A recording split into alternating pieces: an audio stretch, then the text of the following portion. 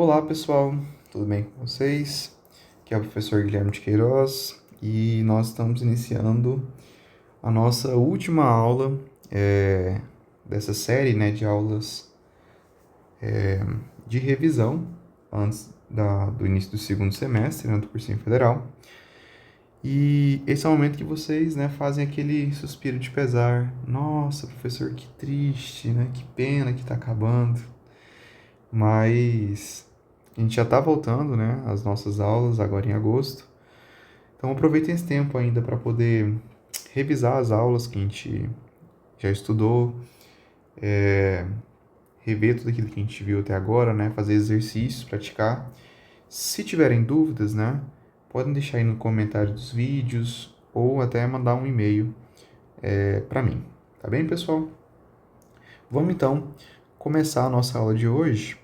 Só um outro ponto que eu havia me esquecido é que essa aula, ela está muito relacionada com os conceitos que a gente viu anteriormente, Principalmente os conceitos das leis de Newton e também alguns conceitos lá da cinemática, como o conceito de aceleração.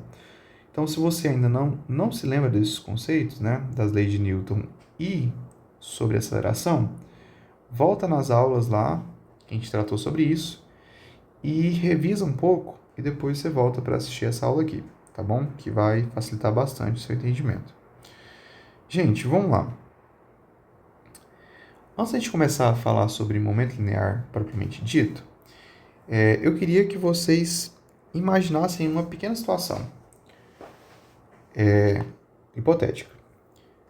Um dia você se depara com 4 coisas vindo na sua direção. Uma delas é o caminhão, então esse caminhão é o primeiro objeto. Outra é uma pessoa, uma bicicleta. Aqui no caso do desenho, ela não tem ninguém em cima dela, mas tem que ter uma pessoa em cima dela.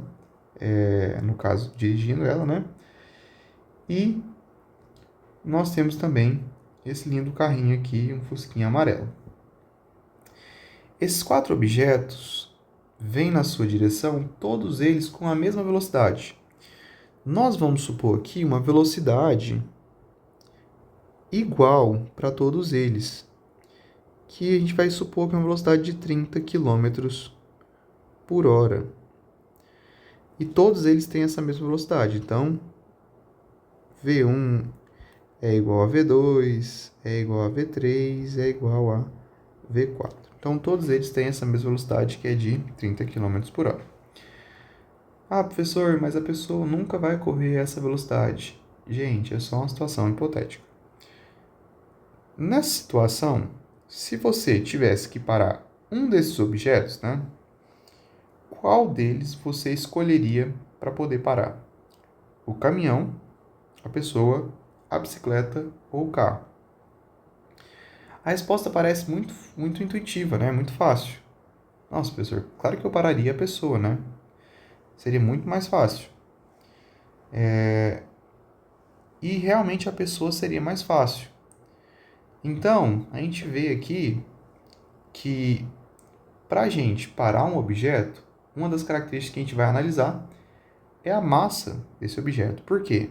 Entre esses 4 objetos, além do formato, composição, a maior distinção está na massa deles, O caminhão tem a maior massa, depois vem o carro, depois a bicicleta, depois a pessoa, Então, a menor massa seria o mais fácil de ser parado, beleza? Então, essa é a nossa primeira situação. Mas vamos imaginar agora uma nova situação, onde a gente vai ter aqui, por exemplo, o carro e a bicicleta só. Nessa nova situação, os dois vão estar em velocidades diferentes. Então,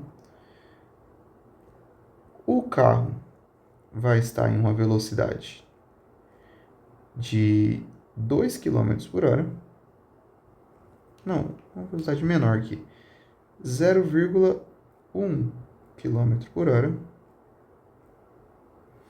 E a bicicleta a uma velocidade de 1.000 km por hora. Gente, só hipotético. Uns valores muito absurdos, qual dos dois você acha que seria mais fácil parar? Nesse momento é que a gente pode até ficar em um pouco de dúvida, né? Nossa, pararia a bicicleta ou o carro? Mas aqui a gente percebe que, claro, tem uma diferença de massa, o carro tem uma massa muito maior, a bicicleta tem uma massa menor, mas tem uma diferença muito grande também na velocidade que eles estão se movendo. Por que então? Qual deles a gente escolheria? Então a gente percebe que essa dificuldade de separar um objeto não está só relacionada com a massa dele, mas também com a velocidade que ele se encontra, né? E é dessas duas características que vai surgir a definição, né, do nosso momento linear. Olha a definição que a gente vai dar para o momento linear, né, pensando nesses exemplos. O momento linear, também chamado de quantidade de movimento, então, nos exercícios ou nos livros, pode ser que também apareça esse nome, né, quantidade de movimento, no lugar de momento linear. É uma grandeza vetorial, então, se é vetorial, tem direção, tem sentido, né, e tem módulo, né? Ela vai sempre apontar na mesma direção da velocidade do objeto. Então, se o caminhão, por exemplo, se move para a direita aqui, então essa é a velocidade do caminhão. O momento linear vai apontar nessa mesma direção e sentido. A única coisa que vai ser diferente é o módulo, né? Então, é uma grandeza vetorial que mede a dificuldade de alterar o estado de movimento de um corpo, né? E a gente estava vendo justamente isso nesses dois exemplos que a gente deu agora há pouco, né? Por quê? No primeiro exemplo, a velocidade era a mesma, mas a dificuldade de se alterar o estado de movimento, né, que é parar o objeto, estava na diferença das massas. No segundo exemplo, as massas eram diferentes e as velocidades também, né? Então a gente percebe que essa dificuldade de se parar um objeto, né? Então o objeto estava em movimento, a gente quer que ele vá para o repouso, tá nas diferenças de massas e de velocidade. Então esses são os dois critérios, né, que vão influenciar nessa dificuldade de se variar o estado de movimento do nosso corpo, beleza? Além disso, a gente vai perceber que esse momento linear ele vai ser obtido pelo produto da massa do corpo, né, pela sua velocidade, né, que é essa fórmula que está aqui embaixo, né? Produto, pessoal, é a multiplicação, tá bem? Então, produto da massa pela velocidade é basicamente, o momento linear é a massa do objeto vezes a velocidade que ele tem. Então, vamos supor que a gente tem aqui, ó, essa bicicleta com a velocidade de 1.000 km por hora. Supondo que ela tem uma massa de 15 kg, né? A bicicleta e a pessoa que está andando lá em cima tem uma massa de 75 kg. A massa total, né, do conjunto bicicleta e pessoa, 15 mais 75, né, dá 90, né? Então, a massa total é 90. E a gente vai ter o seguinte, né, o momento linear aqui vai ser massa 90, velocidade 1.000, né, km por hora. 90 vezes 1.000 dá 90.000. Aqui no caso, né, como é massa vezes velocidade, a unidade de medida vai ser quilograma metro, ou no caso aqui quilograma quilômetro por hora. Beleza? Essa, pessoal, não é a unidade mais utilizada, porque geralmente a velocidade para calcular o momento linear sempre vai ser usada, né, ou na maioria dos casos, em metros por segundo. Beleza? No caso, na maioria dos casos, a gente vai usar metros por segundo. Falei sempre, perdão. E a massa, a gente vai usar quilogramas mesmo. Por fim, né, a nossa unidade de medida para o momento linear, que a gente vai representar pela letra P, vai ser quilograma metro por segundo. Tranquilo, pessoal? vamos seguir agora. Vamos tentar relacionar o momento linear com as leis de Newton. Quando a gente volta, né, nas leis de Newton, quando a gente falou da primeira lei de Newton, que quando a força resultante atuando sobre um corpo é nula, ele conserva o seu estado de movimento. Mas o momento linear, como a gente falou na definição anterior, que ele está relacionado com essa variação, né, do estado de movimento do objeto, né? Então, é essa dificuldade de variar o estado de movimento. Então, vamos tentar estudar como essas duas coisas vão se encaixar, né? A primeira lei de Newton falando que quando a força restante for nula, o corpo conserva o estado de movimento, mas o momento linear tem essa dificuldade, né, de variar o estado de movimento do objeto. Então, vamos tentar estudar o que vai acontecer quando a gente unir esses dois conceitos. Uma fórmula que a gente vai precisar é a fórmula da segunda lei de Newton, que fala para a gente o seguinte, ó, que a força resultante, né, atuando sobre o objeto, é igual a massa desse objeto vezes a sua aceleração. Nós vimos também, quando a gente falou lá de cinemática, né, que a aceleração, pessoal, ela é o quê? A variação da velocidade em função da variação do tempo, né? Então, a gente tem essas duas fórmulas aqui que são importantes, né? A gente vai partir das duas. Vamos agora tentar unir elas, né? Eu vou pegar essa definição de aceleração lá da cinemática e vou substituir ela na fórmula da lei de Newton. Então, a gente fica com o seguinte, ó. Força resultante é igual a massa vezes. No lugar da aceleração, vou substituir ΔV por ΔT. ΔV sobre ΔT. E aí, pessoal, a gente tem que lembrar o seguinte, ó. A gente viu, ó, que o momento linear é a massa vezes a velocidade. Lembra muito, né? Essa parte de cima aqui da equação, ó. M vezes ΔV. A única diferença é que aparece aqui um delta, né? Então, a velocidade desse objeto, ela está variando. No momento linear, aqui no caso, a gente vai ter sempre uma massa constante. Então, se a velocidade está variando, quer dizer que o momento linear também vai estar, beleza? Então, a gente vai ficar, ó, no lugar de massa sobre ΔV, isso aqui vai ser basicamente a nossa variação do momento linear, que a gente vai chamar de ΔP, beleza? Então, a gente chega aqui a uma fórmula da força resultante, que é força resultante é ΔP sobre ΔT, beleza? Então, isso aqui é importante pra gente. Mas, pessoal, uma coisa importante, a gente está querendo estudar isso em relação à primeira lei de Newton, né? Que a primeira lei de Newton fala pra gente que a força resultante, ela tem que ser nula, né? Então, a força resultante atuando sobre um corpo tem que ser nula.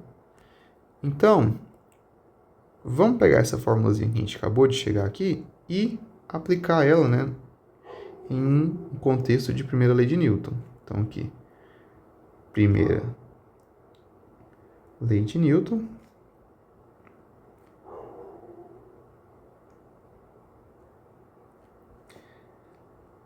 Força resultante tem que ser igual a zero. Então, vamos aplicar essa força resultante aqui sendo igual a zero. Então, a gente vai ter zero é igual ΔP sobre ΔT, né? Então, a gente só basicamente substituiu no lugar da força resultante o valor que ela vai ter, que é zero. Agora, eu vou isolar esse ΔP. Esse tempo que está aqui dividindo, ele passa para o outro lado, multiplicando, né? Então, fica 0 vezes ΔT é igual a ΔP. 0 vezes qualquer coisa é 0, né? Então, a gente tem que 0 é igual a ΔP. Gente, ΔP é a variação do momento linear. Então, o que isso aqui quer dizer para a gente fisicamente? Basicamente, quer dizer o seguinte: quando a gente está analisando um contexto da primeira lei de Newton, ou seja, a força restante é zero, a variação do momento linear é zero. O que isso quer dizer? Vamos supor que eu falo para você assim, olha, a variação do seu saldo bancário é zero. O que isso quer dizer? Que ele vai continuar sempre com o mesmo valor. Então, quando a força restante é zero, a variação do momento linear é zero. Isso quer dizer que ele vai ser conservado. Sempre vai ter o mesmo valor. Beleza? Então, a gente chega, né, a partir desse conceito aqui, que o momento linear ele é conservado, né, quando a força externa sobre o sistema é nula, ou seja, a força restante é zero. Beleza? Gente, isso aqui a gente vai usar para resolver vários problemas, né? Um dos problemas que a gente vai usar para resolver são os problemas de recuo. Por exemplo, vocês já perceberam, né, em algum filme ou algumas pessoas que já tiveram a oportunidade de ver uma arma, né, pessoalmente, ou alguém atirando, disparando, que essa arma, quando ela dispara, ela tem um recuo, né? Então ela dá aquilo que a gente chama de coice, né? Então, quando você dispara a arma, ela volta um pouco. Por que isso acontece? Isso vai acontecer por conta da terceira lei de Newton, né?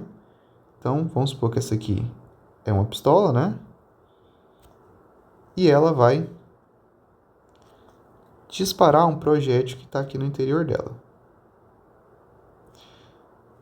A arma, ela exerce no projétil uma força, né? Aqui, vamos supor para a direita. Então, essa aqui é a força que a arma exerce sobre o projétil. Como uma força de reação, né? O projétil exerce uma força sobre a arma. De mesma direção, mesmo módulo, mas de sentido oposto, né? Então, para empurrar o projétil para frente, o projétil empurra a arma para trás. Beleza? Então, esse recuo, né, durante o disparo acontece por conta disso, né? Mas, para calcular o valor, né, da velocidade de recuo, a gente vai usar, no caso, né,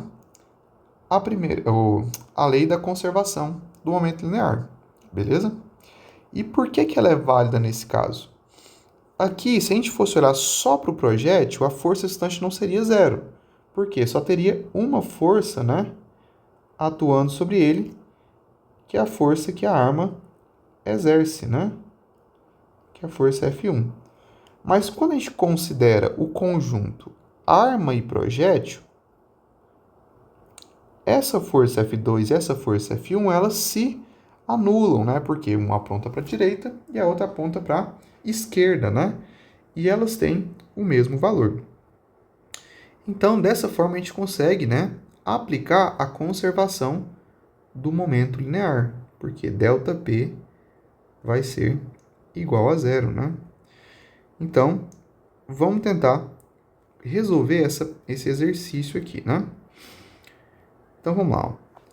Qual a velocidade de recuo de um canhão de massa 400 kg que, após o tiro, libera uma bala de massa de 8 kg a uma velocidade de 300 metros por segundo?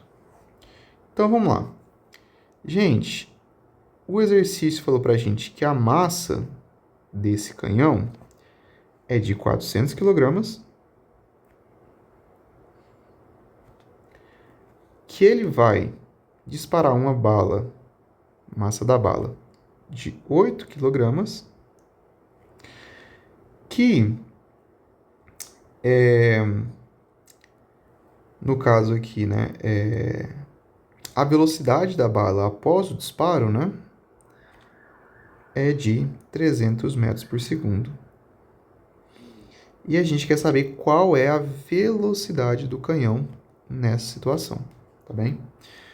Para isso, a gente vai usar a nossa conservação do momento linear, né? Porque a força restante aqui vai ser zero, né?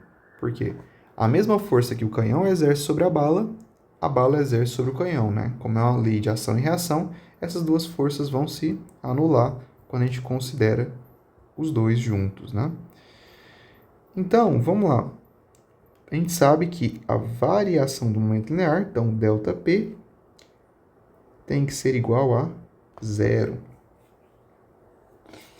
Gente, como é ΔP, toda variação é sempre o valor final menos o inicial. Então, eu vou falar aqui que vai ser momento linear final, P final, menos P inicial, tem que ser igual a zero, beleza? O que acontece? Antes do disparo, vamos supor que esse aqui é o nosso canhão.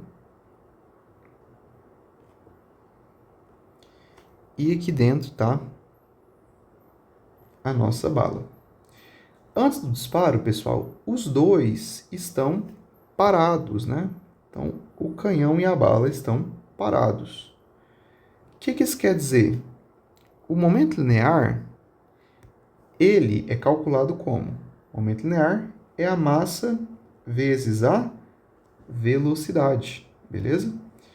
Então, no início, o momento linear do canhão, inicial e o momento linear da bala inicial, ambos são zero. Por quê? A velocidade dos dois é nula, né? Eles estão parados antes do disparo. Então, o momento linear inicial aqui, a gente vai considerar ele como sendo zero, beleza? O momento linear final, como a gente está considerando a bala e o canhão juntos, ele vai ser a soma do momento linear dos dois, beleza? Então, o P final, o momento linear final, tem que ser o P do canhão mais o P da bala, beleza? Então, a gente chega aqui, ó, PF, né, vai ser P do canhão mais P da bala, igual a zero, tá bem? O P do canhão, a gente sabe que o momento linear é massa vezes velocidade, beleza? Então, no P do canhão vai ser massa do canhão vezes velocidade do canhão. O P da bala vai ser massa da bala vezes velocidade da bala. Tudo isso aqui igual a zero. A massa do canhão, o exercício já deu para a gente, que é 400 kg. A velocidade do canhão, que vai ser a velocidade de recuo, é o que a gente quer descobrir. Eu vou chamar aqui só de V. A massa da bala é 8 kg, né? E a velocidade da bala é 300 kg. Tudo isso aqui igual a zero. Gente, eu vou apagar essa lateral aqui só para a gente ter um espaço para poder resolver o final do exercício. Continuando tudo aqui em cima, né? Vai ter 400 vezes V. 8 vezes 300, 8 vezes 3 dá 24, né? Com os dois zeros fica 2.400 igual a zero. Esse 2.400 que está somando, vou passar para lá, subtraindo, né? Então, fica 400 vezes V é igual a menos 2.400. O 400 está multiplicando, passa dividindo, né? Então, a velocidade vai ser menos 2.400 sobre 400. Vou cortar os zeros aqui, né? Então, fica 24 dividido por 4, né? 24 dividido por 4 vai dar igual a 6, né?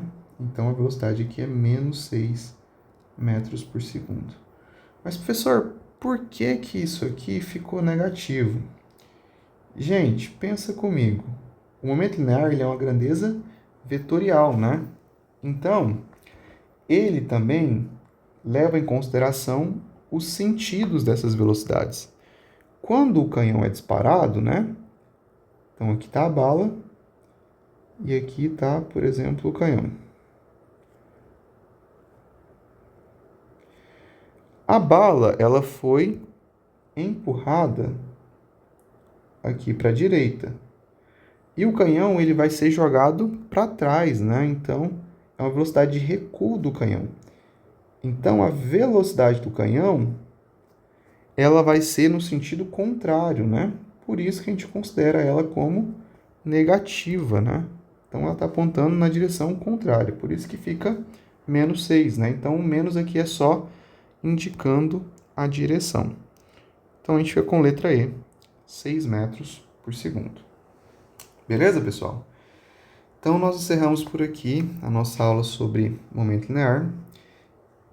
Tentem fazer outros exercícios, né? Vai ter um outro exercício que eu deixei também no nosso slide. Tentem fazer ele. Qualquer dúvida podem deixar nos comentários do vídeo. Pessoal, por hoje é só. Bons estudos para vocês e até as nossas aulas presenciais.